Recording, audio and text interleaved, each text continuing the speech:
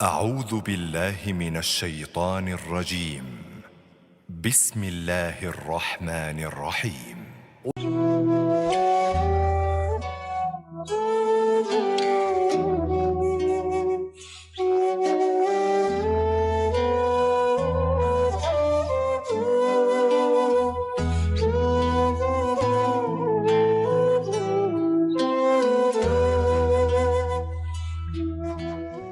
Udah lagi. Amin. Berat nyuhun, berat nanggung, upami ningali Prof. Azali ngiringan di forum. Masya Allah, hatur nuhun Prof. Memberikan semangat, memberikan kami lebih bersemangat lagi. Bapak dan Ibu sekalian, jamaah Masjid Asy-Syifa 3 FK Unpad, sudah menjadi keniscayaan bahwa kita sesudah pandemi mau berakhir, bahkan nanti pandemi berakhir pun tetap menggunakan platform virtual. Nah, sudah terlanjur sayang barangkali Kang Adri ya. Dan ini menjadi solusi kalau harus ngumpul ke Masjid Asy-Syifa malam-malam begini, hari Ahad mungkin banyak yang eh, keberatan. Tapi sekarang sudah sekitar 50 peserta sudah hadir ya, alhamdulillah. Di hari Ahad malam yang biasanya beristirahat bersama keluarga. Tema yang saya angkat ini memang sedang saya angkat belakangan karena beberapa fenomena di mana orang itu merasa agama itu tidak ngaruh gitu. Jadi agama dan ibadah itu tidak memberikan efek atau dampak pada kehidupan. Karena itu saya mentafakuri, mencari gitu. Karena ditanya oleh jamaah, bahkan beberapa yang konsul itu sudah dalam kondisi yang parah karena sudah tidak ibadah gitu, Kang Adri. Ya, dan ini kasus yang saya temukan saja misalnya 3 orang anak di sebuah perguruan tinggi terkenal di Bandung itu sudah tidak ingin sholat, tidak mau sholat karena merasa sholat itu nggak ada pengaruhnya gitu ya. Apa saya sholat? Toh tidak sholat juga sama saja. Gitu. Sholat dengan tidak sholat rasanya nggak ada berbeda gitu. Nah jadi fenomena ini tentu sangat mengkhawatirkan. Kenapa ada orang yang kemudian tidak mau sholat gitu, tidak mau ibadah. Kan kalau dari segi hukum tidak sholat itu bisa dihukumkan kafir. Ya. Sebagian besar ulama menghukumkan kafir yang meninggalkan sholat. Apalagi dengan keyakinan bahwa sholat itu bukan hal yang utama dan bukan hal yang penting. Terus ditinggalkan, itu kafir. Kalau sholat tidak sholatnya karena kebluk bahasa Sunda punten, malas gitu, atau diabaikan karena ya yang malas saja lah gitu. Itu sebagian besar ulama mengatakan ya tidak kafir, tapi ada juga yang mengatakan kafir. Betapa beratnya harus ditanggung beban ini oleh anak-anak kita yang saya ingatlah bagaimana kalau memasuki masa kuliah itu kan kita diajak berpikir lebih hebat begitu. Para dosen mengajarkan filsafat bahkan sehingga membuat kita berpikir bebas gitu ya. Mempertanyakan hal yang sudah biasa, yang ada jadi tiada gitu. Meniadakan yang ada dan mengadakan yang tiada. Itu tuh dampaknya sampai kepada mempertanyakan ibadah. Nah, 3 orang yang diadukan kepada saya oleh orang tuanya dan kemudian saya berjumpa dengan mereka, mereka sudah tidak melaksanakan ibadah itu mengindikasikan ada kekeliruan dalam proses pembelajaran tentang ibadah dan dalam hidup. Karena itu muncullah materi ini. Saya menengarai Bapak dan Ibu sekalian bahwa ada 3 aspek penting dalam ibadah dan amal soleh. Kang Adri boleh di-share materinya. Nanti Bapak Ibu yang memerlukan boleh meminta pada Kang Adri untuk diperoleh filenya. Silahkan untuk bisa dikaji bersama-sama. Jadi untuk menganalisa atau memberikan jawaban daripada pertanyaan-pertanyaan tentang kenapa ada sampai orang-orang yang merasa tidak penting ibadah itu, saya melihatnya bahwa mereka sampai pada titik ibadahnya itu tidak bermakna. Bahkan secara umum nanti agama juga tidak bermakna gitu.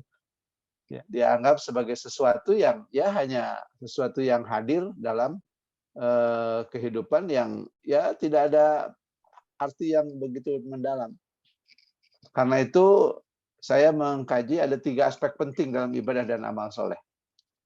Di slide berikutnya bisa kita lihat bahwa 3 aspek penting itu adalah 1 niat, yang kedua ilmu, dan yang ketiga amal yang istiqomah. Niat, ilmu, dan amal yang istiqomah. 3 hal ini akan menjadi pembeda. Apabila orang niatnya benar, ilmunya cukup, dan melaksanakan dengan istiqomah apa-apa yang diyakini kebenarannya itu, maka dia akan menjadi atau mendapatkan sesuatu yang berbeda. Mari kita lihat satu persatu, atau sebelum itu kita lihat bahwa niat, ilmu, dan istiqomah itu akan memberikan pemaknaan dan pengalaman yang mendalam. Jadi kalau niatnya benar, ilmunya cukup, dan dilaksanakan dengan istiqomah, itu akan mendapatkan pemaknaan dan pengalaman yang mendalam. Pemaknaan dan pengalaman yang mendalam akan menimbulkan kesan positif yang membahagiakan. Teorinya menyebutkan bahwa kebahagiaan itu diawali dari kebermaknaan. Happiness itu diawali dari meaningful. Kalau hidupnya bermakna, dia akan bahagia. Jadi dokter karena ingin menolong sesama. Ada tulisan bagus dari seorang dokter anak yang saya kenal ayahnya gitu. Jadi seumur anak saya, Prof. Dokter Almira. Oh, cucunya Dokter Azali. Putranya Dokter Budi Setiawan. Budi Setiawan Jamhur ya. Ya, dokter juga. Dia katanya dinasihati oleh gurunya bahwa jangan berikan kepada pasienmu itu nafas yang sama. Berikan kepada setiap pasien nafas yang baru katanya. Spirit penyambutan, penghormatan pasien itu harus dianggap sebagai seorang yang memang dikirim oleh Allah untuk disambut dengan seluruh diri. Ini menjadi sangat berbeda ya. Ketika seorang dokter sudah memberikan pemaknaan tentang siapakah pasien, siapakah yang dihadirkan itu gitu.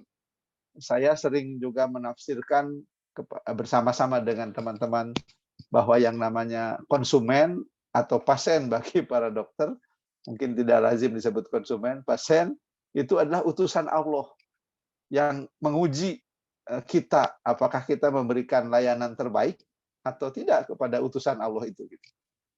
Nah, jadi pemaknaan dan pengalaman yang mendalam akan menimbulkan kesan positif. Dan kesan positif atau makna itu akan membahagiakan. Karena hidup bermakna lah yang akan membuat orang bahagia. Jadi apa saja kita, jadi apa saja, kalau bermakna bahagia, insya Allah. Saya sering berjumpa dengan petugas kebersihan, baik di masjid ataupun di tempat-tempat umum. Ya. Petugas kebersihan itu ada yang sangat bahagia kelihatan itu. Melakukan tugasnya itu dengan sangat nikmat gitu ya, enjoy begitu. Kalau di Masjidil Haram, di Masjid Nabawi, oke lah ya. Yang paling hebat itu melihat bagaimana para petugas yang misalnya membersihkan bagian raudhah ya, di dekat makam Rasulullah SAW. Mereka membersihkan setiap sudutnya. Atau beberapa yang istimewa itu yang membersihkan Rukun Yamani, Hijr Ismail. Orang lain sedang tidak boleh masuk sebelum COVID, imam di Masjidil Haram antara lain menggunakan tempat di Hijr Ismail untuk sholat sunat. Nah, sebelum imam masuk biasanya ada petugas kebersihan. Petugas kebersihannya suka ngabibita begitu. Beliau suka sholat sunat di situ gitu. Kelihatan begitu nikmat, sampai saya punya satu foto orang petugas kebersihan yang sedang sholat sendirian di Hijr Ismail ketika orang lain tidak bisa. Jadi jadi apapun kita harus dimulai dari pemaknaan. Dan pemaknaan yang positif itu, apalagi dengan pengalaman, akan menimbulkan kebahagiaan. Pengalaman atau dalam bahasa Inggrisnya experience itu sangat penting dalam menghadirkan ibadah, bahkan hidup yang bermakna dan membahagiakan. Kalau bapak-bapak dan ibu-ibu pergi berwisata ditemani oleh tour leader yang paham tempat-tempat wisata, kemana saja, mau ke Bromo, mau ke Itali, mau ke Jepang gitu ya, tour leadernya sangat paham tentang tempat yang dikunjungi dan menceritakan dengan sangat baik dalam bahasa yang kita pahami. Catatannya dalam bahasa yang kita pahami. Itu pulang dari berwisata kita mendapatkan experience yang berbeda dengan kalau kita hanya datang berkunjung kemudian tidak ngerti ini teh apa gitu. Jadi niat, ilmu dan istiqomah itu nanti resultante atau hasilnya adalah pada didapatnya experience atau pengalaman yang positif, pengalaman yang mendalam yang akan menimbulkan kesan positif yang akhirnya membahagiakan. Karena kebahagiaan itu diawali dari kebermaknaan. Bagaimana kemudian ibadah khususnya dan hidup pada umumnya akan menghasilkan makna positif dan membahagiakan, mari kita lihat satu persatu. Hadirin rahimakumullah, kita lihat dari niat ya, di slide berikutnya. Niat itu menentukan nilai amal. Kita tadi Kang Andri membaca ayat ini. Allazi khalaqal mauta wal hayata liyabluwakum ayyukum ahsanu amala. Dialah Allah yang menciptakan kematian dan kehidupan untuk menguji kamu siapa di antara kamu yang paling baik amalnya. Untuk menguji kamu agar Allah mengetahui siapa di antara kamu yang paling baik amalnya. Dan Dia Maha Perkasa, Maha Pengampun. Ini dua sifat yang disatukan dalam akhir ayat ini, Maha Perkasa, Maha Pengampun. Allah itu mampu memberikan hukuman karena perkasanya. Tapi Allah Maha Pengampun. Dengan pengampunnya Allah menunda hukuman. Sehingga saya berjumpa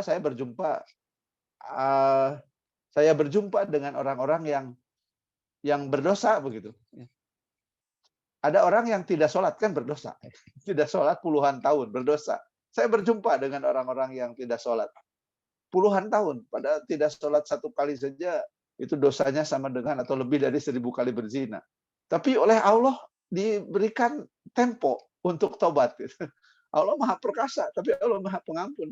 Karena Maha Pengampunnya Allah, orang-orang yang berdosa itu justru di akhir hidupnya taubat, bager, soleh. Allah ingin tahu siapa yang paling baik amalnya di antara kita. Dan para ahli tafsir, saya membaca misalnya di Al-Azhar atau di Ibnu Katsir, yang disebut sebagai ahsanu amala itu adalah yang amalnya ikhlas. Nah, jadi niat ini disambungkan dengan hadis innamal a'malu binniyat. Amal itu tergantung niat. Nah, jadi niat yang paling membuat manusia jadi terbaik dalam pandangan Allah itu yang ikhlas. Ikhlas itu apa? Ikhlas itu yang niatnya karena Allah lillah. Ibadah itu harus lillah. Kalau bisa, kalau bisa. Ibadah yang ikhlas itu adalah yang sudah bisa melepaskan diri dari motif-motif duniawi ketika melakukan ibadah. Semata-mata karena Allah. Apa yang dia lakukan. Semata-mata karena Allah, semata-mata ingin mendapatkan pahala balasan dari Allah. Jadi keikhlasan itu sebuah proses yang panjang ya. Kemarin saya sedang di Thailand ya Kang Andri ya waktu dihubungi itu. Di Thailand saya ketemu dengan para biksu ya. Mereka yang menjalani kehidupan. Kalau kita berihram itu kan cuma berapa hari, kalau haji juga tanggal 8, 9, 10, 11 4 hari itu pakai kain ihram. Para biksu sehari-hari pakai kain ihram, warnanya oranye. Itu kan kayak kain ihram, dia juga 2 lembar kain tidak berjahit gitu ya. Kemana-mana dipakai, ke pasar, kemana. Nah, para biksu itu melalui proses pendidikan dalam beberapa lama saja, ya. Sehingga seorang turis dari Kanada pun yang terpesona kepada Buddhism di Thailand itu bisa datang dan jadi biksu di Chiang Mai. Meskipun kemudian dipecat karena ketahuan selama jadi dalam rentang dia sedang jadi biksu, ketahuan dia rupanya menikahi seorang wanita. Dan ketahuan berbulan madu ada yang motret gitu. Biksu tidak boleh nikah. Jadi dia harus dipecat, dia harus dikembalikan ke kuil tempat dia ditasbihkan. Nah, untuk jadi ikhlas itu prosesnya lebih panjang daripada proses menjadi seorang biksu. Karena belajar ikhlas itu boleh jadi sepanjang hayat. Selama hayat masih di kandung badan, terus saya belajar bagaimana ikhlas. Bagaimana kita betul-betul semata-mata karena Allah lah. Li rabbihim sujada wa qiyama. Ya, kalau kita pernah membahas tentang surat Al-Furqan, siapakah ibadur rahman? Li rabbihim sujada, semata-mata karena Allah sujud dan berdirinya. Ditafsirkan secara luas, dalam ibadahnya tidak punya motif duniawi. Lillah, semata-mata karena Allah. Nah, ini adalah landasan dari semua amal. Kalau sudah semua amal diniatkan seperti itu, tidak punya motif duniawi, bukan berarti tidak boleh punya ambisi duniawi, bukan. Tapi ketika bergeraknya itu lillah. Saya juga bertemu dan mencatat beberapa pengusaha-pengusaha yang sukses itu ketika mulai usahanya bukan berangkat untuk mencari uang. Seorang pengusaha busana yang omsetnya sempat mencapai ratusan miliar sebelum COVID, itu ketika memulai usahanya ingin memberikan lapangan kerja bagi terutama kaum wanita yang berkerudung, ya, yang dulu tahun 80-an wanita berkerudung itu bermasalah, Kang Adri. Tidak bisa dapat pekerjaan, ya susah gitu ya. Sekolah juga susah kan dulu tahun 80-an itu, anak SMA yang pakai kerudung nggak boleh masuk gitu. Bahkan juga susah nyari suami dulu yang berkerudung itu, karena dianggap kelompok ekstrim gitu. Kawan saya yang membuka usaha busana itu niat awalnya terenyuh gitu.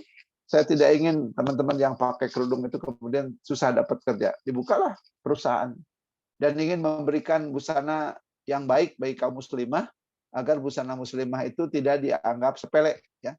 Dulu yang namanya busana muslimah itu dipandang sebagai busana orang kampung, ya. Mungkin Bapak Ibu pernah ada yang kenal atau mendengar nama Anne Rufaidah. Dulu Anne itu putri remaja tahun 80-an. Kemudian salah seorang yang awal berkerudung. Anne pakai kerudung sejak tahun 80-an. Keluarganya sangat berada. Satu ketika Anne pergi ke toko bertanya harga barang. Barang yang pertama disebutkan oleh penjaga toko sekian. Yang kedua disebutkan. Begitu tanya yang ketiga, kata penjaga toko, jangan teh, itu mahal. Yang pakai kerudung waktu itu dianggap dari orang kampung yang tidak punya uang. Gitu. Nggak disebutkan karunyaeun, yang jaga tokonya juga, jangan teh katanya, itu mahal. Gitu. Jadi Bapak Ibu sekalian yang berbahagia, niat akan menentukan dalam makna atau nilai apa yang kita kerjakan. Jadi yang pertama, niatnya harus lurus, ya, harus lillahi ta'ala. Berikutnya kita akan lihat kisah seorang sahabat yang luar biasa, ya, Ustadz Dadang Komarudin, ya, seorang yang mengabdikan dirinya dalam dakwah, dalam pengabdian kepada umat. Salah satu yang beliau kerjakan itu adalah memandikan jenazah, Kang Andri. Ya. Beliau seorang petugas penyuluh agama di Kecamatan Coblong. Dan kalau sudah memandikan jenazah itu kan tidak tahu waktu, ya. Kadang-kadang juga beliau baru datang jam 9 gitu ya, karena pada Isya ada yang memberitahu ada yang meninggal, dibereskan, dimandikan, dikafani, sampai rumah jam 9 ada telepon langsung, Ustaz punten ada yang meninggal tolong dirawat. Dan pergi lagi, kadang-kadang sampai tengah malam, ya. Kadang-kadang ada tengah malam juga yang meminta tolong, dan beliau lakoni itu. Dan di balik itu semua juga Ustaz Dadang lah orang yang memiliki sejarah yang luar biasa. 17 tahun ngajar ngaji di LP Sukamiskin hampir tanpa bayar. Katanya kan Ustadz kuatan, ya ada saya berangkat ke sananya untuk memenuhi panggilan jiwa, menemani mereka yang sedang dipenjara agar tidak lepas dari agama. Karena beliau juga melihat dari agama lain juga hebat gitu dakwahnya di sana gitu. Jadi saya tidak boleh kalah oleh para pendakwah dari agama yang lain.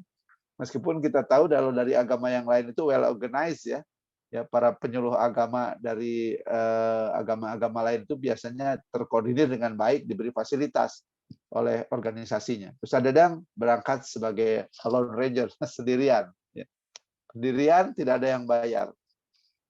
Tapi Allah berjanji tidak akan pernah membiarkan hamba-hambanya yang ikhlas itu tidak mendapatkan pahala dari apa yang dikerjakan.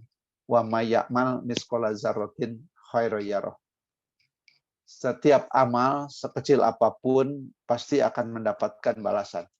Maka balasan-balasan untuk Ustaz Dadang itu mulai kelihatan ketika tiba-tiba dipanggil ikut prajabatan. Ini siapa yang ngurus, kata beliau. Rupanya ada orang yang menguruskan. Semua berkas yang diperlukan sudah dimasukkan dan kemudian dipanggil ikut prajabatan di Kementerian Agama. Dan ketika SK-nya keluar, ternyata masa kerjanya tertulis 17 tahun. Rupanya LP Sukamiskin atau Kementerian Kehakiman, Kanwil, memberikan catatan dan mencatat dengan baik kiprah beliau 17 tahun ngajar ngaji hampir tanpa bayar. Ya, mungkin ini boleh jadi karena Pak andel-andel gitu ya. Mungkin LP menganggap ada yang ngirim jadi tidak usah dibayar gitu. Jadi tapi dicatat pengabdiannya sehingga ketika mendapatkan SK itu sebagai PNS dengan masa kerja 17 tahun. Tentu saja Ustadz Dadang mendapatkan pangkat yang berbeda ya. Kang Adri ini paham, kalau saya nggak begitu paham. Sarjana dengan masa kerja 17 tahun 3B atau 3C 3 tahun. Kalau yang belum kan 3A gitu. Tapi kalau ini sudah 17 tahun. Bukan hanya itu, beliau juga mendapatkan uang rapel ya. Rapel 17 tahun, Kang Andri, bayangkan. 17 tahun dibayarkan. Kalau saya tidak salah ingat ya, sekian puluh juta lah pokoknya besar. Dan Ustadz Dadang kaget, ya, kaget sekali dan dia merasa tidak berhak. Ini uang apa katanya. Dikembalikan uang itu ke kantor. Kantornya menolak. Kenapa? Nggak bisa katanya. Tidak bisa dikembalikan. Ini mah hak Anda, hak Bapak. Ambil katanya. Ini teh halal. Kalau Bapak nggak percaya, sok tanya ke pusat. Dibawa uang itu ke pusat, ke Jakarta, ke Lapang Banteng. Lapor, nanya, saya kok dapat uang ini, uang apa? Takut nanti bermasalah. Kata orang Kementerian Agama Pusat, nggak akan bermasalah. Itu mah hak Bapak, 17 tahun Bapak bekerja, dan Bapak itu mendapatkan honor, gaji 17 tahun, sesuai dengan hak Bapak. Bapak Ibu, sahabat-sahabat sekalian yang berbahagia, uang itu jadinya untuk diambil rumah di daerah Sadang Serang. Ya. Alhamdulillah, 17 tahun pengabdian yang asalnya tidak berharap apa-apa, ternyata kemudian bermanis. Bapak Ibu sekalian yang berbahagia, mari kita lihat di slide berikut bahwa Ustadz Dadang adalah salah seorang penyuluh agama yang juga pembimbing umroh ya. Bulan April 2006 mendapat hadiah umroh dari Telkomsel, padahal tidak ikut undian. Nah, siapa yang suka ikut undian dari bonus poin apa ya, tapi tidak dapat uang, poinnya 1.000 poin.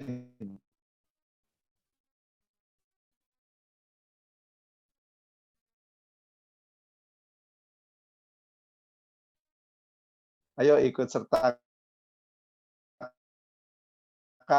hadiah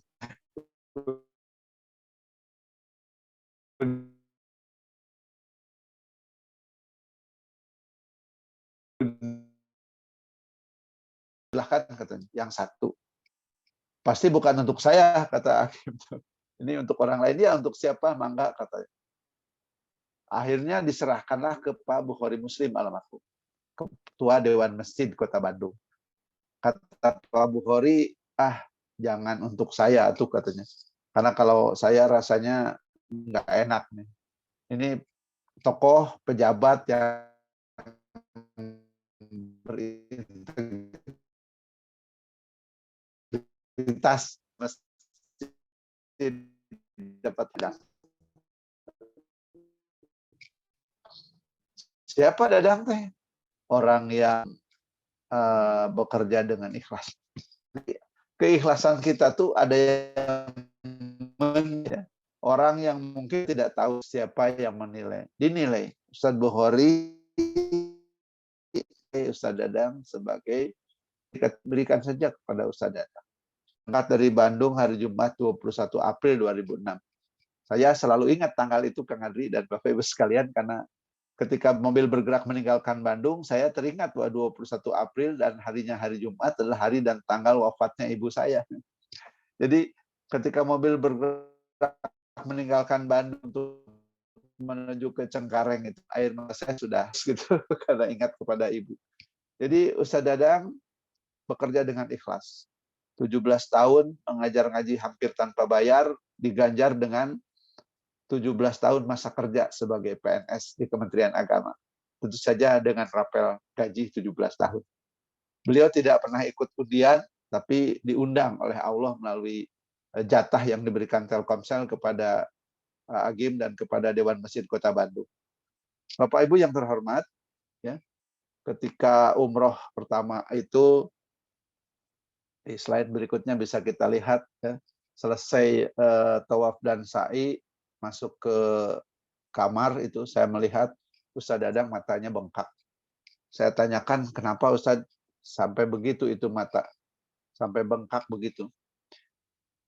Beliau berkata ketika saya tawaf, ketika saya mulai berdoa untuk ibu dan bapak saya di putaran ketiga, ketika saya membaca doa Robbi firli wali walidaya warhamhuma kama rabbayani shaghira, tidak terasa ketika saya menengadahkan pandangan dan mengedarkan pandangan ke kiri kanan, seluruh wanita yang sedang tawaf wajahnya berubah jadi mirip wajah ibu saya.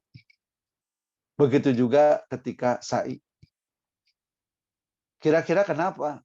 Entah kenapa. Tapi saya jadi ingat, kata Ustaz Dadang, ketika ibu saya mau meninggal, saya nungguin katanya ibu saya sedang sakit keras. Tapi sesaat sebelum meninggal, ibu itu berkata, ibunya Ustaz Dadang berkata, Dang, kamu mah pasti ke Mekah. Padahal kata Ustaz Dadang, kalau dipikir dulu, pimanaun gitu ya. Mau dari mana jalannya?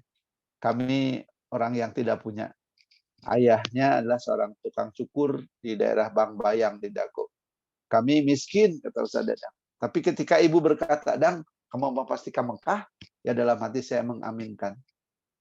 Maka ketika kuat sekali ingatan saya pada ibu katanya, dan saya sedang mendoakan ibu dan ayah, seluruh wanita yang ada di tempat tawaf dan sa'i wajahnya seperti wajah ibu saya. Karenanya saya tidak kuat menahan air mata yang tertumpah selama saya melaksanakan tawaf dan sa'i. Jadi Bapak Ibu sekalian, Ustadz Dadang adalah seorang ustadz yang sangat ikhlas dalam bekerja. Kita lihat di slide berikutnya, Kang Adri. Ini umroh terakhir Ustadz Dadang, 25 Mei 2022. Sekitar pukul 20 ketika pesawat ada di atas Pulau Sumatera, seorang jamaah mengirimkan WhatsApp kepada saya memberi kabar bahwa Ustadz Dadang pingsan. Dengan fasilitas Wi-Fi on board, jamaah sekarang bisa berkomunikasi dengan kita yang ada di darat. Pukul 21, jamaah yang sama berkirim WA lagi mengabarkan bahwa Ustadz Dadang wafat. Kemudian saya tahu bahwa beliau wafat dalam keadaan berzikir. Jadi beliau sebelum wafat itu memberitahu jamaah, kita akan mendarat di Cengkareng pukul 11 malam. Turun, imigrasi, dan lain-lain, ini pasti sudah lewat pukul 12. Kita sholat di pesawat saja, kata beliau. Maghrib, Isya di jamak qashar. Silahkan sholat munfarid masing-masing karena tempat menyebar tidak memungkinkan berjamaah. Silahkan. Dan kemudian beliau pun sholat. Maghrib, Isya. Ya, jamak dan qashar. Usai sholat, beliau zikir seperti biasa.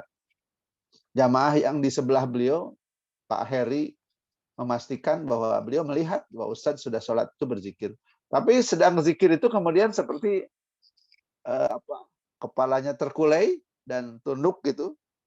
Dan Pak Heri kaget, kemudian diguncang-guncang badan beliau, ternyata beliau tidak memberikan reaksi. Akhirnya dimintain tolong. Pada saat itu qadarullah sedang banyak dokter yang umroh. Di grup Mi'raj waktu itu tidak ada dokter, tapi ketika pramugari bertanya ada dokter, banyak yang ngacung dan bertanya, dokter apa? Kata pramugari, dokter apapun, siapa yang bisa menolong. Jadi pukul 21 itu saya diberi kabar bahwa Ustadz Dadang sudah wafat. Dan itulah umroh terakhir beliau. Umroh terakhir, selesai umroh, kita tahu hadisnya dari umroh ke umroh Allah mengampuni dosa-dosa kita. Dari sholat ke sholat Allah mengampuni dosa-dosa kita. Ustadz Dadang mendapatkan dua-duanya. Pulang umroh sedang sholat, kemudian sedang zikir, wafat. Akhir perjalanan hidup yang luar biasa. Di slide berikutnya bisa ditampilkan, Kang Ali. Bagaimana wafat usai umroh dalam zikir usai sholat. Wafat usai umroh dalam zikir usai sholat. Sepanjang hidup dikenal sebagai orang yang ikhlas dalam bekerja, ikhlas dalam beramal, kemudian oleh Allah diberikan akhir hidup yang demikian indah. Itu dreams, ya, impian kita kan, impian kita yang berusaha untuk istiqomah dalam ibadah itu pengennya meninggal sedang begitu, ya. Meskipun akhir hidup itu bukan berarti yang harus begitu, bukan, ya. Ya, tapi tentu saja kita mengimpikan bahwa akhir hidup kita itu adalah dalam kondisi dalam berjuang, dalam kondisi sedang beribadah. Nah, tapi kalaupun meninggal karena sakit, itu juga hadis-hadisnya juga menjelaskan orang-orang yang meninggal dan sebelum meninggal mengalami sakit yang berat, kesulitan. Kata Nabi Shallallahu Alaihi Wasallam, orang-orang yang meninggal dan sebelum meninggalnya mendapatkan ujian, sakit, kesulitan, mereka akan kembali kepada Allah dalam keadaan bersih. Karena dengan sakitnya mereka dibersihkan. Ustadz Dadang mendapatkan akhir hidup di mana beliau beres melaksanakan umroh, kemudian wafat usai sholat dan zikir. Akhir hidup yang sangat indah. Di slide berikutnya, Kang Ari bisa tunjukkan beliau. Ini saya, Ustadz Dadang, dan Ustadz Agus di rooftop Masjidil Haram, ya, di atas. Ini adalah kenangan kami pada beliau pada beberapa waktu, mungkin ini beberapa bulan atau setahun sebelum beliau wafat. Nah, next slide. Jadi Bapak Ibu sekalian, niat itu menentukan nilai amal dalam pandangan Allah. Kita itu belum tentu sampai pada apa yang kita tuju. Ya. Kalau kita mau ke Jakarta, itu kan belum tentu sampai. Ya. Mungkin saja ada sesuatu yang menghalangi kita sampai ke sana. Bukankah ada sekelompok orang yang tidak jadi terbang dengan pesawat yang mau ke Pangkal Pinang yang jatuh, ya? Pesawat yang mau ke Pangkal Pinang, tapi ada beberapa orang yang terhambat karena terlambat dan akhirnya mereka tidak jadi naik. Tidak jadi naik, pindah pesawat. Tapi ada yang naik, pesawatnya jatuh. Jadi kita itu belum tentu sampai ke tujuan. Karena itu niat penting. Niat itu menentukan nilai amal. Mau jadi apa?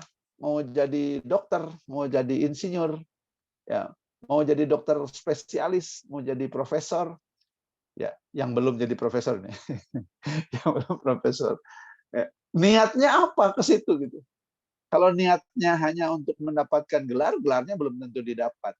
Tapi kalau niatnya seperti tadi disampaikan oleh seorang dokter senior kepada juniornya, kamu harus menjadikan profesimu sebagai ladang pengabdian kepada kemanusiaan, bahkan harus memberikan nafas yang baru kepada setiap pasien yang hadir, itu menjadikan pekerjaannya berbeda sama sekali.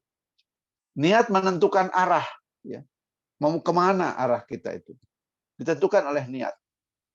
Hidup bergerak mau kemana? Kalau niatnya ibadah, ya arahnya ke ibadah. Kalau niatnya mengumpulkan harta, ya arahnya ke mengumpulkan harta. Apakah kalau niat ibadah itu tidak bisa mendapatkan harta? Belum tentu juga. Niatnya ibadah, tapi dilakukan dengan baik, profesional, orang menyenangi apa yang kita kerjakan, dan pekerjaan kita sesuai dengan standar kompetensi yang diperlukan, ya dunianya mengikuti juga. Kan lagunya Kang Adri senang lagu istighfar ya. Barang siapa Allah tujuannya, niscaya dunia akan melayaninya. Namun siapa dunia tujuannya, niscaya akan letih dan pasti sengsara diperbudak dunia sampai akhir masa. Jadi kalau ngejarnya dunia dapat tapi mungkin nggak cukup-cukup gitu ya. Asa tecekap wae. Tapi kalau niatnya ibadah, dunia didapat dan merasa cukup. Qanaah ada, rasa cukup dengan yang ada. Orang yang qanaah tuh bukan berarti tidak berambisi mendapat lebih, bukan. Tapi ambisinya itu didampingi oleh niat bahwa yang dikejar ini ada sesuatu harus yang ada dalam ridho Allah. Kalau cari harta, ya harta yang halal. Kalau mencari jabatan, ya jabatan yang akan memberikan keberkahan. Dikejar jabatan itu dengan niat untuk bisa memberikan manfaat yang lebih banyak bagi sesama manusia. Niat menentukan arah. Niat mempengaruhi kekuatan untuk bertahan dalam proses pencapaian tujuan. Jamaah haji itu niat betul, Kak. Niat betul. Pengen haji itu, wah kuat sekali itu. Ya. Jadi kalaupun ada kesulitan, jarang diceritakan ya. Pulang haji apa susahnya jarang diceritakan. Kalaupun diceritakan kesulitannya, itu selalu dalam bingkai bahwa alhamdulillah segala kesulitan itu dirasakan atau bahkan tidak terasa. Yang tendanya saya kemarin haji kemarin tendanya tidak terlalu jauh ya dari melontar jumroh. Hanya 2,5 km. 2,5 km menyusuri 2-3 terowongan ya. Alhamdulillah tidak sampai 1 jam. 1 jam sudah sampai. Itu jamaah yang berapapun umurnya, ya memang kebetulan kemarin dibatasi sampai 65. Yang sangat sedang dalam keadaan lemah pun karena kuat sekali keinginannya bertahan itu. Kesulitan selama di Mina, kesulitan di Arafah, cuaca 50 derajat, tidak terasa sebagai hambatan. Maka niat penting akan mempengaruhi kekuatan untuk bertahan dalam proses mencapai tujuan. Tujuannya mendapat ridha Allah. Dalam proses itu mendapatkan ujian, hambatan, tantangan, kesulitan, tahan. Kenapa? Niatnya hidup dalam ridha Allah. Kalaupun dalam ridha Allah itu mengalami kesulitan, mengalami kekurangan, mengalami ujian, mengalami bahkan kalau kita lihat perjalanan Rasulullah SAW mendapatkan cibiran, mendapatkan umpatan, mendapatkan ancaman, bahkan kehilangan nyawa, tidak masalah. Karena niatnya sudah jelas. Jadi niat itu begitu hebatnya, begitu pentingnya. Sampai-sampai kan Rasulullah bersabda, amal tergantung niat. Innamal a'malu binniyat. Hasilnya lahiriah bisa sama, nilainya bisa beda. Karena niatnya mengabdi kepada kemanusiaan dan kemudian jadi dokter yang disukai oleh pasien dan pasiennya jadi banyak, akhirnya dunianya juga banyak. Sama dengan yang niatnya hanya mencari dunia, dunianya jadi banyak tapi nilainya berbeda. Satu, niat. Yang kedua adalah ilmu. Muaz bin Jabal radhiyallahu anhu berkata, ilmu adalah pemimpin amal dan amalan itu di belakang setelah adanya ilmu. Muaz bin Jabal ini terkenal sekali dengan dialognya dengan Rasulullah SAW. Dan beliau berkata, ilmu adalah pemimpin amal. Amal di belakang setelah adanya ilmu. Saya kira semua sepakat teman-teman yang berilmu yang hadir di sini bahwa amal itu mengikuti ilmu. Akan jadi salah amalnya kalau ilmunya salah. Ya. Ya, teringat sekali waktu awal COVID banyak hoax ya, Kang Andri. Air kelapa sebagai kalau mau dites COVID katanya minum air kelapa dan apa itu. Dan narasinya seorang marinir. Itu hubungannya apa marinir dengan COVID itu? Kompetensinya dia bukan kompetensi kesehatan gitu. Tapi orang kemudian pokoknya supaya ini sudah terbukti hoax di bidang kesehatan itu katanya paling banyak, Prof. Azali. Hoax di bidang kesehatan tuh luar biasa, banyak sekali. Jadi harusnya ilmunya dulu. Siapa yang bicara soal COVID? Ya harus orang kesehatan. Jangan orang di luar kesehatan yang memberikan pendapat. Ya. Ilmu adalah pemimpin amal, dan amal di belakang setelah ilmu. Imam Bukhari berkata, ilmu sebelum berkata dan berbuat. Jadi harus ilmunya dulu ada, baru perkataan dan perbuatannya itu menjadi benar. Ya. Kita lihat di slide berikutnya. Ilmu adalah syarat dari benarnya satu perkataan dan perbuatan. Amalan tanpa ilmu bisa berarti amalan orang yang hilang akal, yang diangkat pena darinya. Diangkat pena berarti tidak dicatat. Itu ayat catatan amanah, karena amalnya tanpa ilmu. Jadi ilmu syarat dari benarnya perkataan dan perbuatan, dan amalan tanpa ilmu bisa berarti amal orang yang hilang akal. Ini pendapat dari Imam Bukhari. Orang yang hilang akal, anak-anak, dan orang yang tidur itu pena diangkat darinya. Artinya tidak dicatat, tidak diminta pertanggungjawaban kalau dosa. Bapak dan Ibu sekalian yang berbahagia, kita juga tahu di slide berikut bisa kita lihat bagaimana penghargaan Allah kepada orang-orang yang berilmu. Surat Al-Mujadalah ayat 11. Allah meninggikan orang-orang yang beriman di antaramu. Dan orang-orang yang diberi ilmu pengetahuan lebih tinggi beberapa derajat posisi mereka dalam pandangan Allah. Betapa Islam memberikan pandangan yang sangat penting tentang ilmu. Karenanya saya keberatan kalau ada yang mengatakan sudahlah nggak usah belajar karena sudah akhir zaman sekarang. Kangge naon jadi profesor, jadi dokter. Sekedap deui zaman akan berakhir. Ya. Nanti semua ilmu akan diserap kembali oleh Allah dalam kegelapan yang terjadi menyelimuti seluruh bumi. Semua ilmu pengetahuan diambil dan kita tidak berdaya. Jadi nggak usah lah, itu sangat tidak sesuai dengan konsep bahwa kita harus mencari ilmu itu minal mahdi ilal lahdi, sejak buayan hingga hilian lahat. Bahkan ilmu dan amal itu harus tetap dikerjakan walaupun kita tahu besok kiamat. Dan sebuah hadis kan Rasulullah SAW bersabda, kalau engkau tahu besok kiamat dan di tanganmu tergenggam sebiji kurma dan kau masih sempat menanam, tanam. Jadi mencari ilmu, beramal, itu tidak boleh terhalangi bahkan kalau kita tahu besok kiamat. Artinya apa? Yang kita tanam itu nggak akan bisa dituai. Nah, besok kiamat. Nah, ini penting sekali pemahaman tentang bagaimana kita memperhatikan pentingnya ilmu.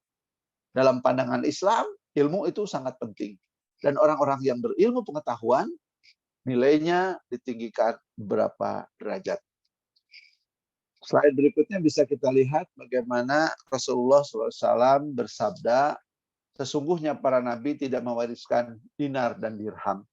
Mereka hanyalah mewariskan ilmu. Barang siapa yang mengambilnya, maka ia telah memperoleh keberuntungan yang banyak. Kalau kita lihat Rasulullah SAW, kan peninggalan akhirnya hanya apa, Kang Andri? Alat makan dari tanah liat. Barang paling berharga di rumah Nabi, baju besi, baju perang, tergadai di tangan seorang Yahudi. Ya. Rasul tidak meninggalkan dinar dan dirham. Begitu juga para nabi yang lain. Yang ditinggalkan adalah ilmu. Barang siapa yang sudah mengambilnya, maka ia telah memperoleh keberuntungan yang banyak. Mari kita lihat beberapa ilustrasi berikut ini tentang bagaimana ilmu itu, kalau amal dengan ilmu itu akan lebih berkesan, ya. Dan kesan itu atau experience dalam bahasa Inggris, pengalaman, kesan itu akan membuat amal atau ibadah itu jadi berbeda. Jadi lebih bermakna, ya. Ada jamaah yang saya ajak untuk tawaf itu nggak mau, ya. Sekelompok jamaah haji lansia. Selesai umroh pada hari pertama, hari berikutnya saya ajak ibu-ibu, rata-rata ibu-ibu, udah lansia, sudah di atas 65 tahun. Beberapa orang bapak, bapak ibu, yuk kita tawaf sunat. Jawabannya nggak mau katanya. Kok nggak mau? Kenapa? Sesah. Atau acan apal bacaannya. Loh kan kemarin sudah ikutan tawaf untuk umroh. Ya itu makan wajib katanya. Bisa-bisa. Jadi nggak mau ikut nih untuk tawaf sunat. Nggak katanya. Bacaannya belum hafal. Mau ngapalkan dulu. Lagi pula kalau dipaksakan juga jadinya ya tepuguh katanya.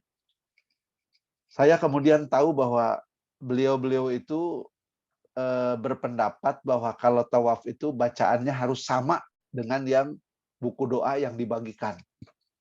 Buku doa yang dibagikan oleh Kementerian Agama itu sangat baik. Tapi kalau dikatakan bahwa orang yang tawaf harus baca itu, dan kemudian yang baca itu baru membacanya, tidak hafal, tidak menghayati,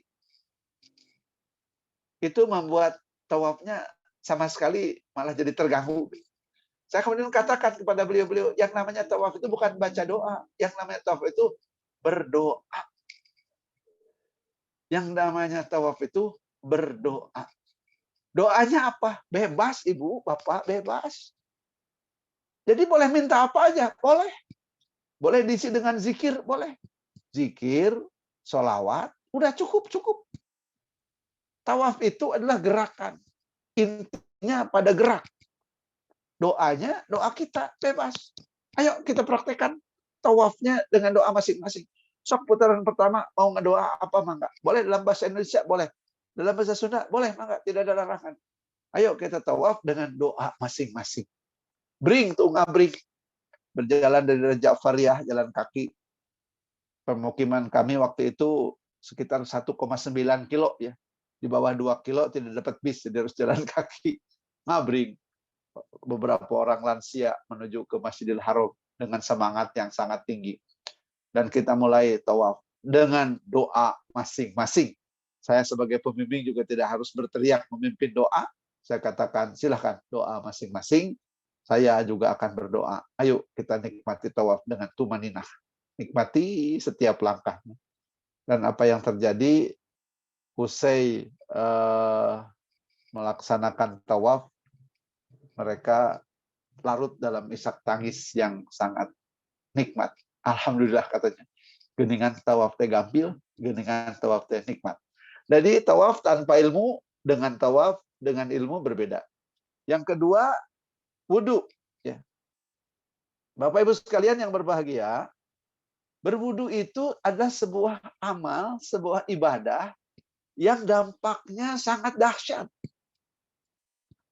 Di dunia, wudhu itu membuat kita jadi sah sholatnya. Ya. Sholat tanpa wudhu kan tidak sah. Dan pada saat kita berwudhu, Allah mengampuni dosa-dosa kita. Lihat sajalah di Riyadhus Shalihin, hadis-hadis tentang wudhu. Bagaimana Rasulullah SAW memberitahu kepada kita bahwa apabila kita berwudhu, ya, ketika kita basuh tangan kita ketika kita basuh wajah kita dengan air wudhu, kata Nabi, Allah mengampuni dosa-dosa yang nampak oleh kedua mata kita, atau dosa-dosa yang dilakukan oleh kedua mata kita, atau seluruh dosa yang dilakukan oleh wajah kita, anggota tubuh kita di area wajah ini diampuni dengan air wudhu. Bayangkan Bapak Ibu sekalian, berwudhu itu menggugurkan dosa. Ketika kau basuh tanganmu dengan air wudhu, kata Nabi, maka Allah gugurkan dosa-dosa yang dilakukan oleh kedua tanganmu selama tanganmu basah oleh air wudhu sampai tetes air yang terakhir. Ketika kau basuh kakimu dengan air wudhu, maka Allah ampuni dosa-dosa yang kau lakukan dengan kedua kakimu selama kakimu basah oleh air wudhu sampai tetes air yang terakhir. Jadi wudhu itu mengampuni, membuat dosa kita diampuni. Dosa yang mana? Allahu a'lam. Kan dosa kita banyak.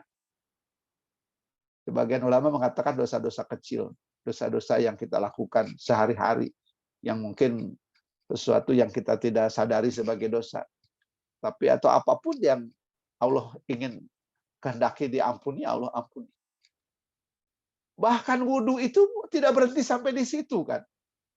Di satu malam di pemukiman Baki, di hari-hari terakhir hidup Rasulullah SAW, Rasul itu sering ke Baki malam-malam berziarah.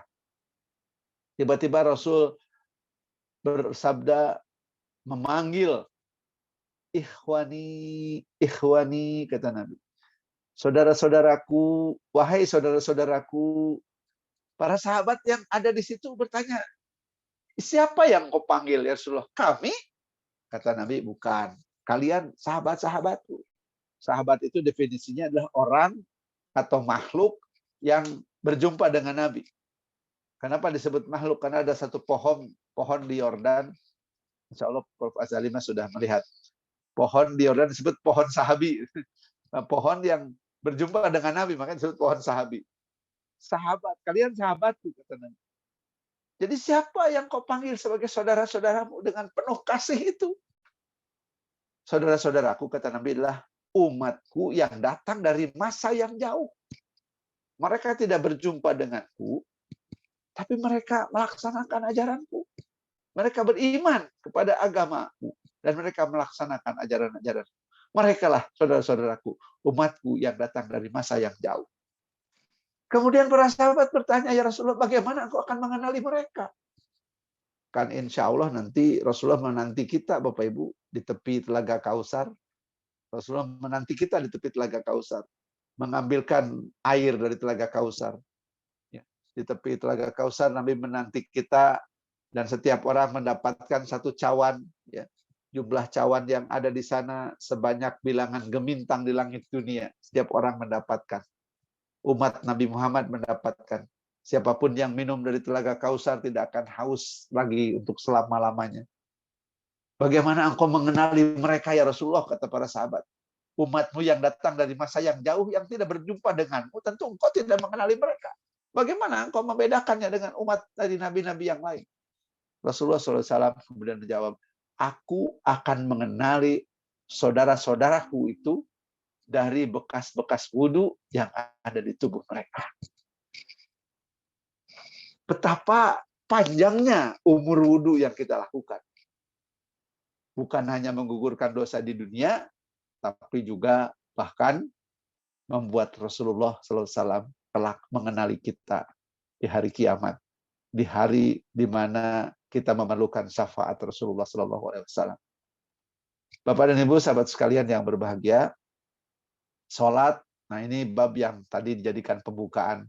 Kenapa ada anak-anak yang kok tidak mau sholat? Mereka tidak menganggap penting sholat, atau mereka belum tahu pentingnya sholat.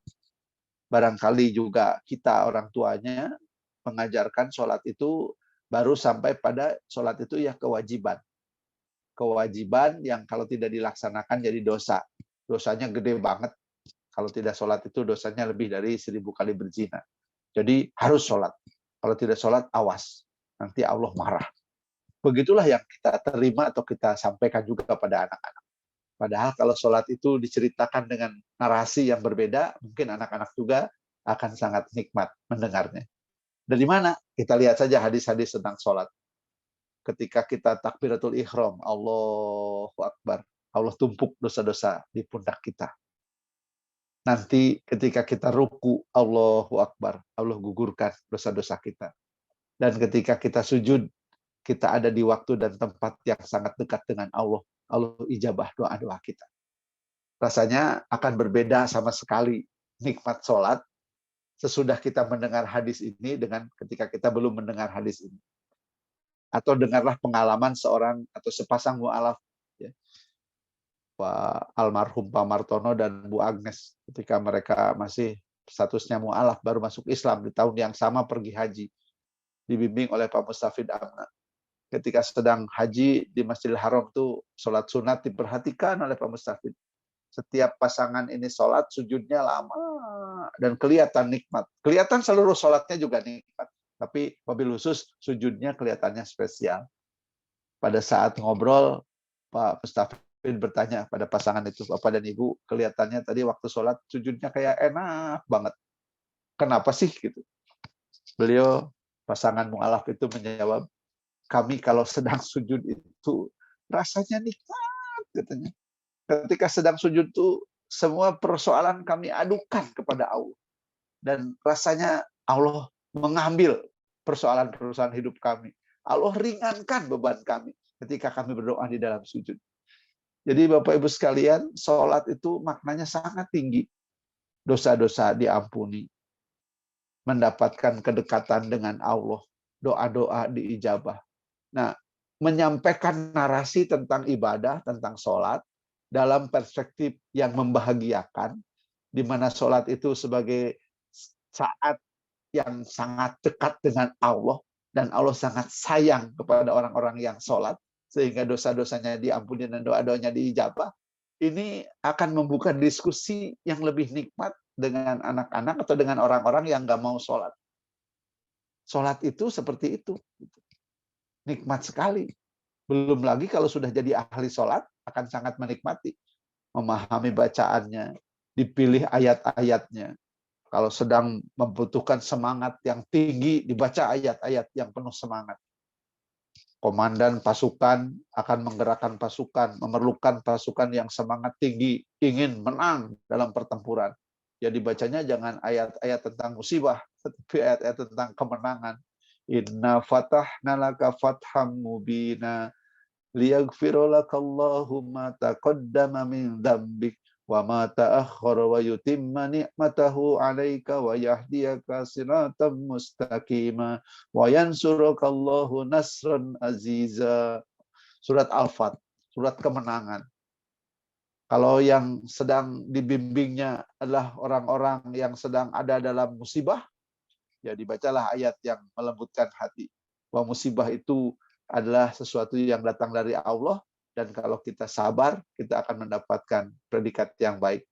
وَلَنَبْلُوَنَّكُمْ بِشَيْءٍ مِّنَ الْخَوْفِ وَالْجُوعِ وَنَقْصٍ مِّنَ الْأَمْوَالِ وَالْأَنفُسِ وَالثَّمَرَاتِ وَبَشِّرِ الصَّابِرِينَ الَّذِينَ إِذَا أَصَابَتْهُم مُّصِيبَةٌ قَالُوا إِنَّا لِلَّهِ وَإِنَّا إِلَيْهِ رَاجِعُونَ. Wah, salat disampaikan dengan pemahaman yang mendalam, yang dibacanya dimengerti, dan kemudian salat itu menjadi sesuatu yang membahagiakan. Sedekah. Apakah kalau sedekah itu ingin dapat kembali dari yang disedekahkan boleh? Tentu saja keterangannya sudah sangat banyak yang membolehkan. Jadi orang bersedekah dengan harapan yang disedekahkan kembali. Tapi kalau lihat dari dikiaskan pada pembahasan tentang saum, kan ada ibadah tukang dagang, ada ibadah anak-anak, ada ibadah orang-orang yang khusus. Nah, mungkin kalau yang sedekah pengen kembali masih levelnya level tukang dagang gitu ya, atau level anak-anak. Tapi kalau yang sudah levelnya khusus, mereka bersedekah itu sebagai bukti cinta kepada Allah. Bukankah sedekah itu tidak diwajibkan? Yang wajib itu zakat. Infak dan sedekah itu bukan wajib. Kalau zakat, rule of law, aturan hukum yang main. Kalau sedekah, infak, itu rule of love. Aturannya cinta kasih kepada Allah dan cinta kasih kepada sesama. Jadi kalau bersedekah, apa yang dikejar? Ridho Allah, kasih sayang Allah. Dan nilai tertinggi yang didapat dari sedekah antara lain adalah hati yang tenang dan menyukai hidupnya. Orang yang ahli sedekah itu menyukai hidupnya. Menyukai hidupnya berarti dia bahagia. Yang tidak menyukai hidupnya, yang paling ekstrim itu bunuh diri. Orang yang bunuh diri itu kan gak suka pada hidupnya, gak senang. Mungkin menderita, mungkin kecewa yang sangat, merasa tidak ada kemungkinan untuk bisa kembali atau mendapatkan apa yang dipikirkan, diinginkan, itu akhirnya bunuh diri. Sangat mengenaskan ya cerita terakhir yang kita dengar seorang ibu yang gantung diri setelah sebelumnya juga meracuni anak-anaknya di daerah Sulawesi. Itu kalau kita jadi ahli sedekah dengan niat untuk mendapat ridho Allah, nanti Allah masukkan ketenangan dan Allah masukkan sesuatu yang membuat kita suka kepada hidup kita.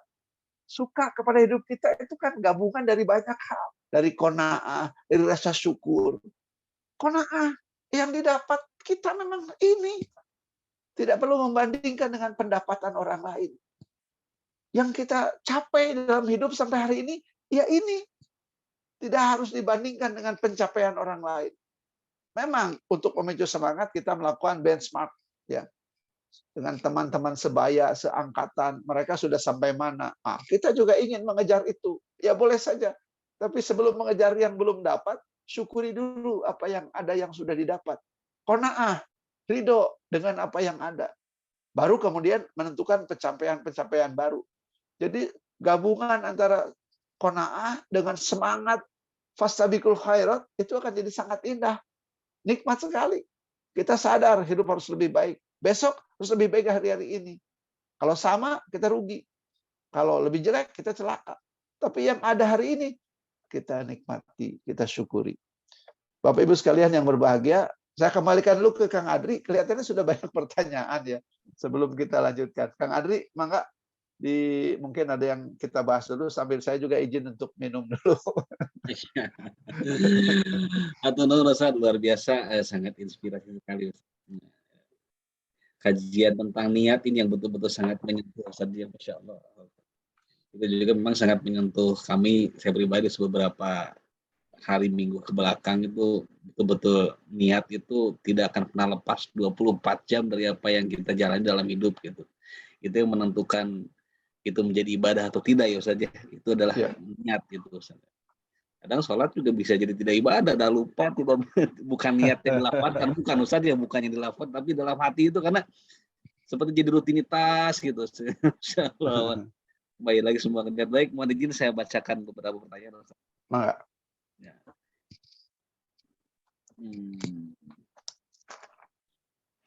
Saya baca dari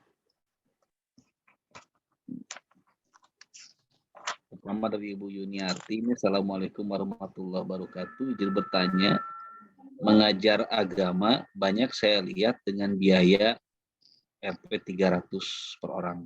Apakah dibolehkan? Dan kalau umroh mendapat hadiah dari satu perusahaan, apakah dibolehkan? Kalau mendapat undian, apakah termasuk berjudi? Artinya kalau misalkan ikutan undian gitu, apakah termasuk berjudi? Silakan Ustaz. Iya. Jadi mengajar agama ada tarifnya. Saya pikir kalau wajar mah boleh-boleh aja lah, Bu. Bukanlah boleh gitu. Karena kan ada kisah sahabat yang meminta upah kambing itu. Sahabat mengajarkan agama, menolong itu, minta upah. Akhirnya dikasih upahnya kambing gitu kan. Kemudian ketika pulang bertemu dengan Rasulullah, kambingnya digulai, disajikan ke Rasul, ini kambing dari mana? Itu upah mengajar, itu ya Rasulullah, si fulan itu minta upah.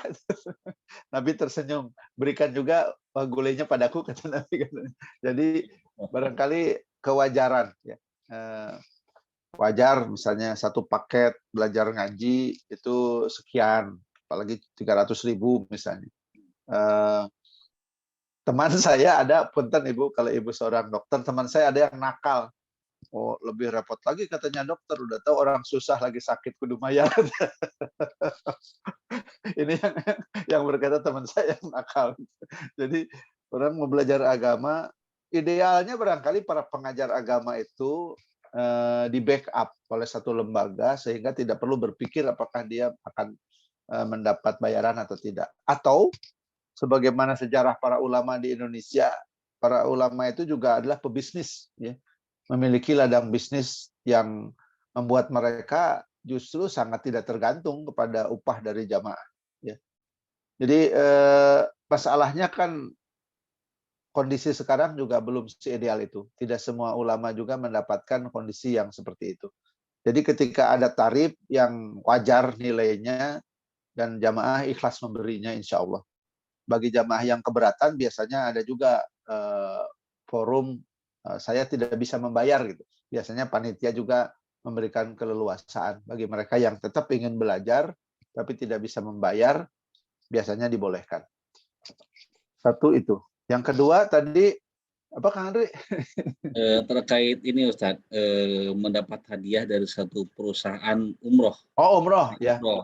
Umroh. Ini dia ikutan, kemudian menyengaja ikutan gitu Ustadz. Apakah kalau tadi kan dapat hadiah Ustadz, umroh ya, gitu ya.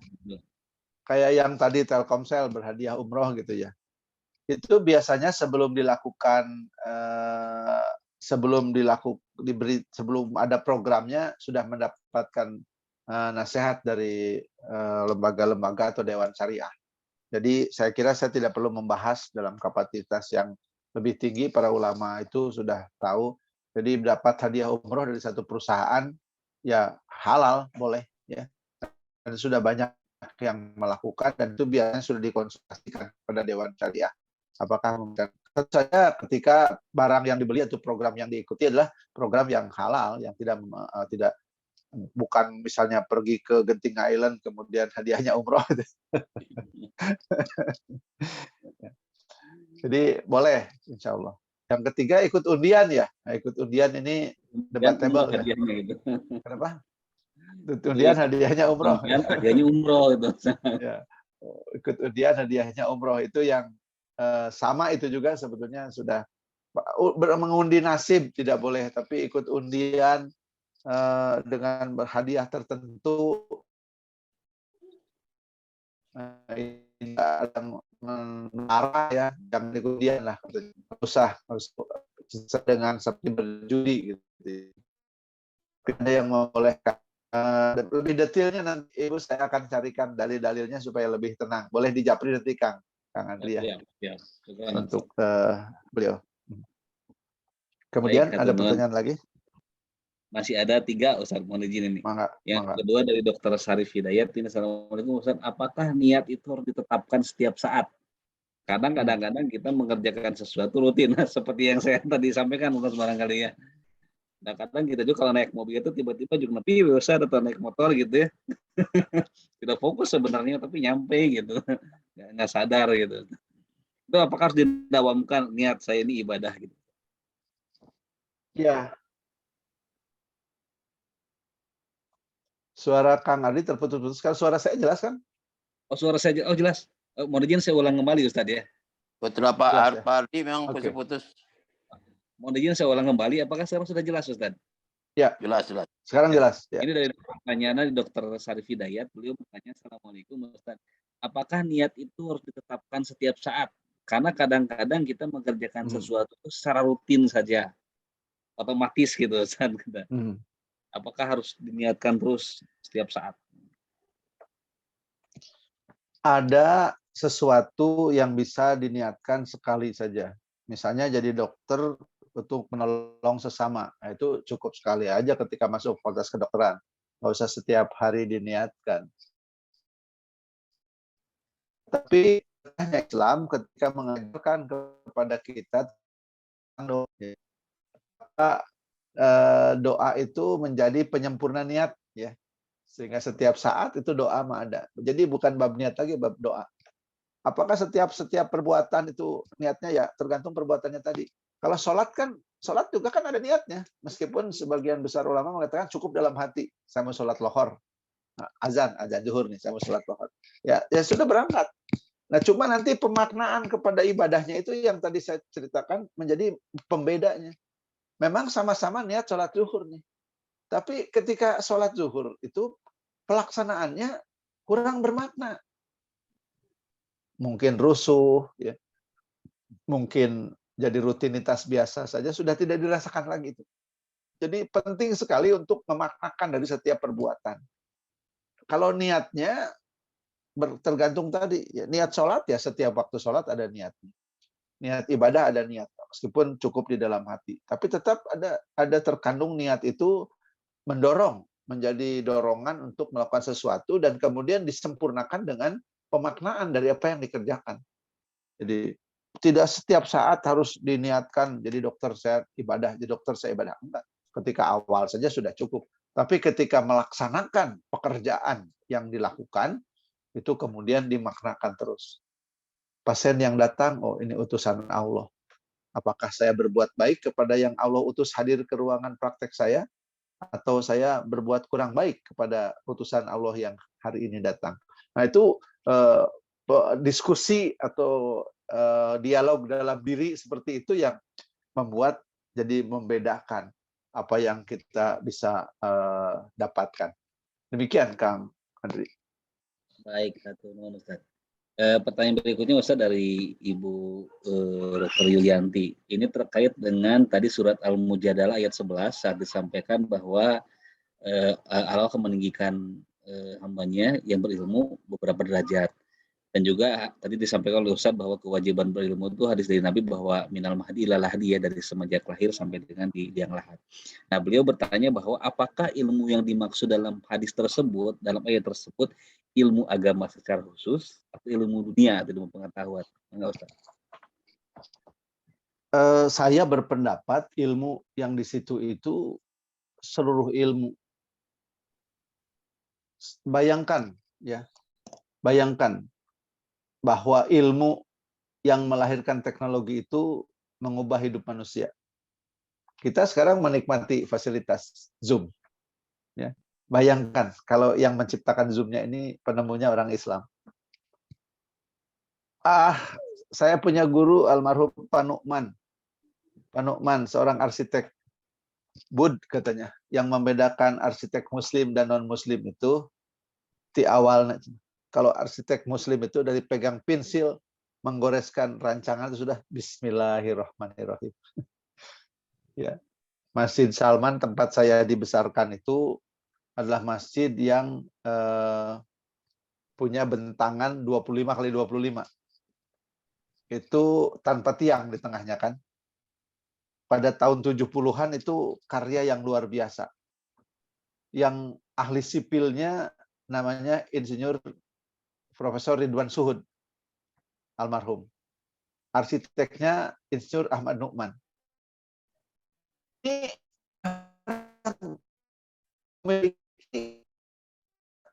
Ini ya, kata Prof. Ridwan Suhud, ngeunah we naon macana hayang masjid nu kieu cenah. Akang nulian hitung bagaimana 25 kali 25 dengan beton yang menyangga seperti itu supaya aman, selamat, tidak runtuh. Itu kan ngitungnya tidak gampang. Jadi menurut hemat saya, ilmu yang disebutkan itu adalah termasuk ilmu-ilmu dunia. Karena dalam pandangan Islam kan tidak ada pembedaan seperti tidak ada dikotomi. Inna fi khalqis samawati wal ardi wa ikhtilafil laili wan nahari la ayatin liulil albab. Sungguh dalam penciptaan langit dan bumi dan silih bergantinya malam dan siang terdapat tanda-tanda kebesaran Allah bagi ulul albab. Alladzina yadhkuruna Allaha qiyaman wa qu'udan wa 'ala junubihim wa yatafakkaruna fi khalqis samawati wal ardi rabbana ma khalaqta hadza batila. Dari Salman ada tafsir Salman baru juz 30, tafsir ilmiah Salman. Aduh, saya membaca tafsir itu seperti membaca textbook ya, misalnya tentang gempa bumi, tentang gunung-gunung yang menjadi pasak dari bumi. Bagaimana itu luar biasa ya. Jadi ilmu yang disebutkan di situ adalah termasuk ilmu-ilmu dunia. Ilmu kedokteran luar biasa. Bagaimana menolong orang. Bagaimana Prof. Azali, saya mendapat serangan jantung pada bulan Desember 2021.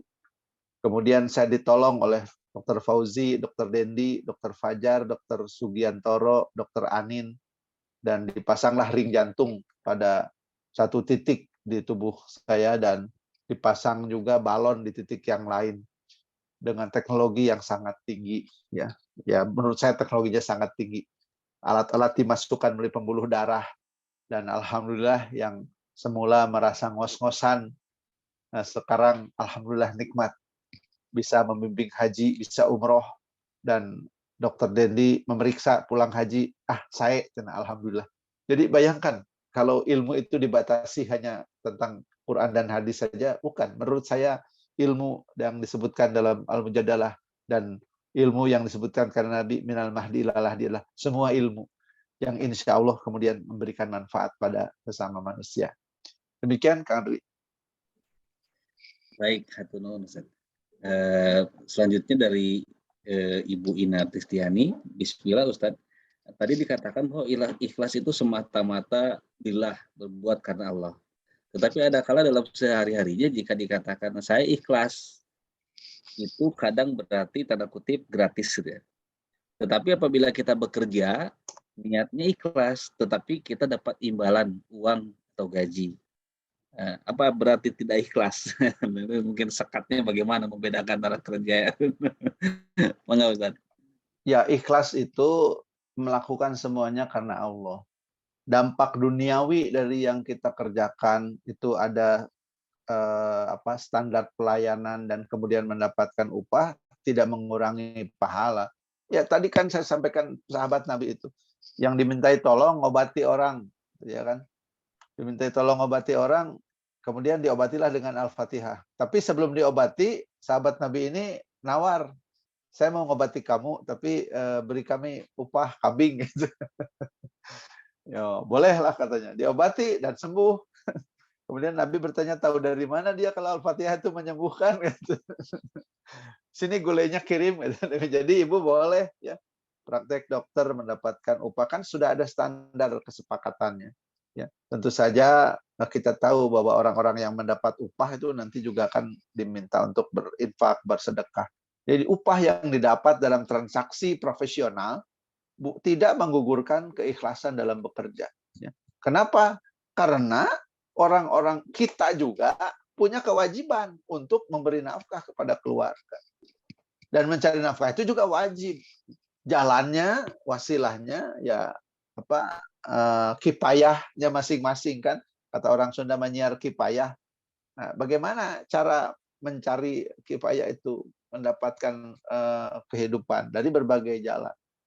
Jadi para profesional yang dibayar itu bukan berarti dia tidak ikhlas. Lillahi ta'ala, saya kerjakan dengan sepenuh hati. Sudah ada bayar, sudah ada bayarannya, sudah. Pokoknya itu mah sudahlah.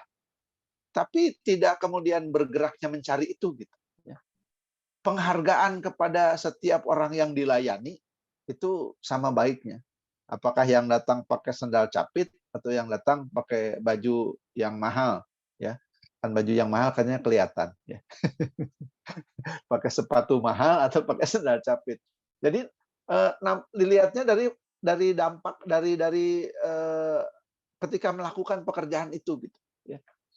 Seorang dokter bercerita pada saya, kami ini sebetulnya tidak punya kemampuan hebat Mas Budi katanya. Kalau tidak ditolong oleh Allah. Ya, seorang dokter mata cerita bagaimana kalau mau operasi mata itu ya dengan seluruh berserah diri kepada Allah. Nah, ini kan para dokter, para insinyur, siapapun bekerja, dia juga memerlukan fasilitas untuk kehidupan. Tidak dikatakan tidak ikhlas ketika dia mendapatkan upah.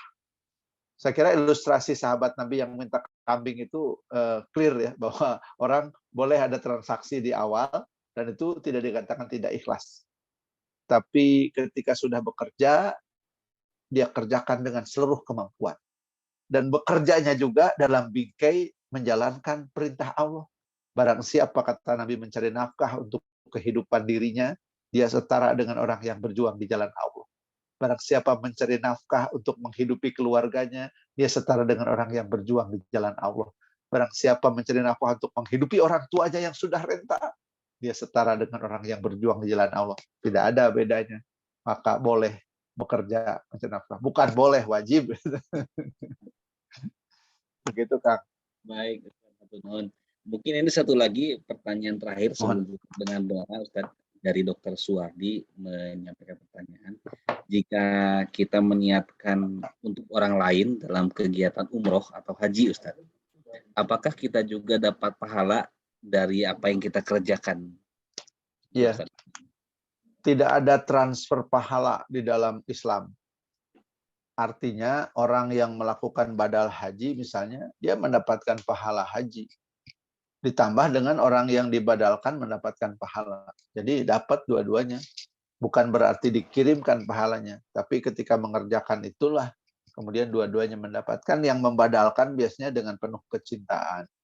Karena sayang saya pada orang tua, saya badalkan orang tua saya.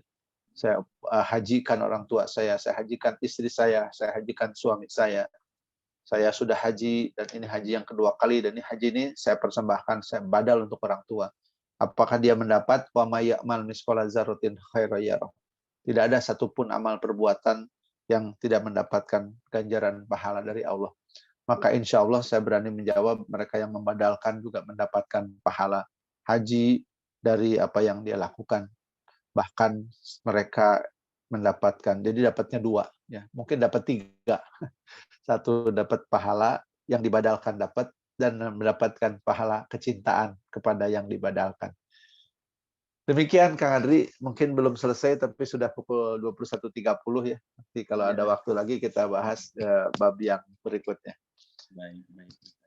Baik Ustaz, satu mengucapkan syukur jazakallah, ilmu yang sangat bermanfaat, inspirasi sekali, luar biasa. Juga kita berdoa kepada Allah, semoga Allah mudahkan kita untuk memahaminya dan juga bisa mengamalkannya setelah kita kajian ini dalam kehidupan kita yang akan datang. Baik Ustaz, sebelum tutup mohon perkenannya untuk memimpin kami berdoa Ustaz.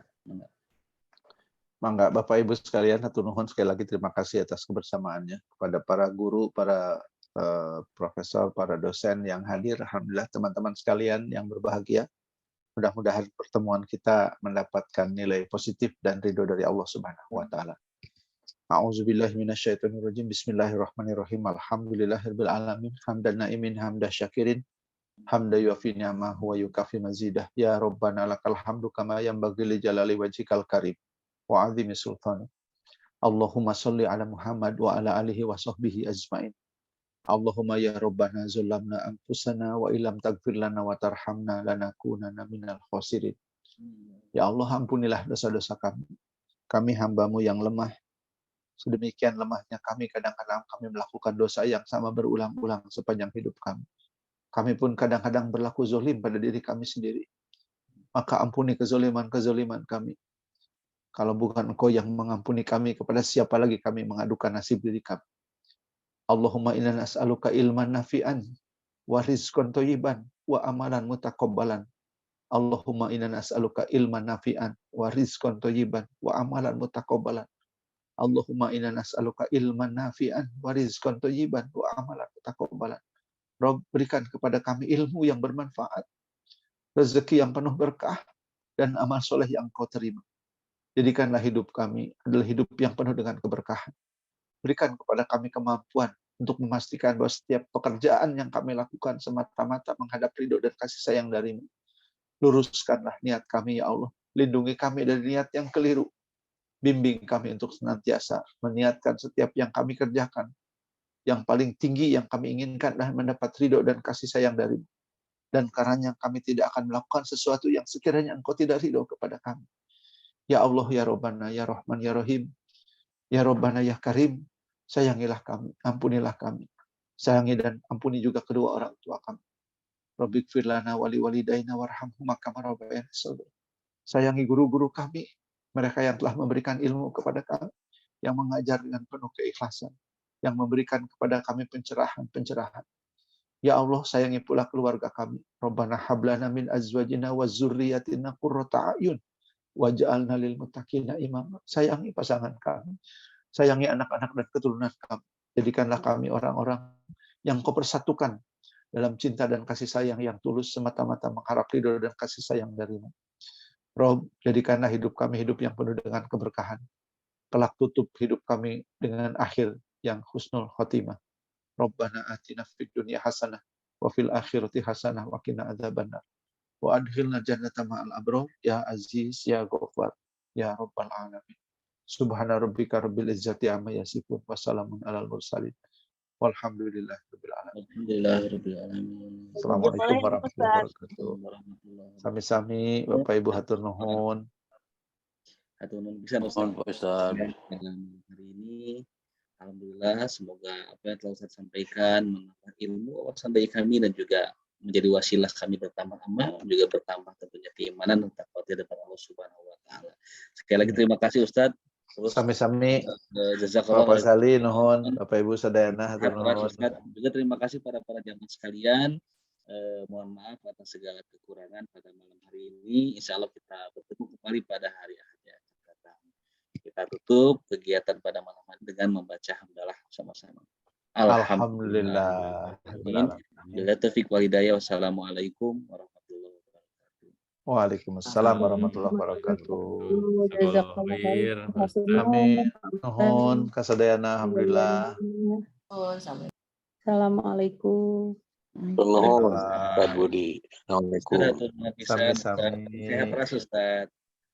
Mohon. Widi abdi alif. Masih November jadwal khatib Jumat ya Asifah mungkin biasa. Semohon.